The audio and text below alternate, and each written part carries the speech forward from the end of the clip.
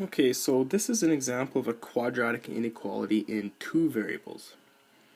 Now these solution sets are going to look a bit different than quadratic inequalities in one variable. So again here I'm going to have to rearrange these terms and factor them, and that's a typical way of solving these problems on a standardized exam. So I'm going to go ahead and rearrange terms, and I'm going to actually factor out a -1, and that's just for my own well-being because I prefer the a values on x squareds to be positive. I'm just more comfortable factoring things that way.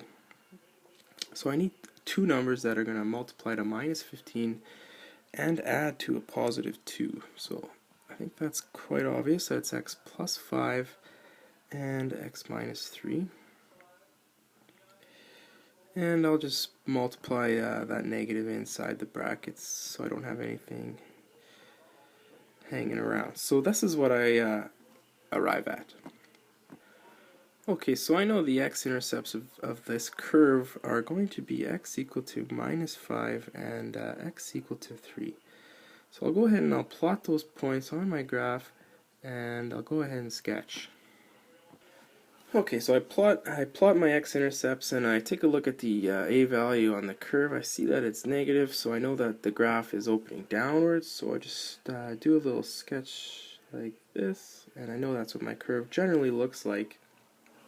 And now I want to finally answer this question, like where in fact is y greater than, where is y greater than or equal to this curve, 15 minus 2x minus x squared. And it might not be entirely obvious that it's the region bounded around the curve above the line. And you should know that this line does go on forever into the depths of negative infinity down there.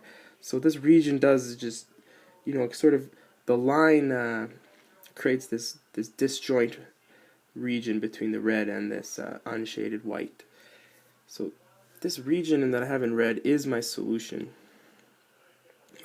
space. Again, so I just want to reiterate that the solution is a shaded region, and as well, because of this greater than or equal to sign, that I have included a solid line on my curve rather than a dotted line. Thanks.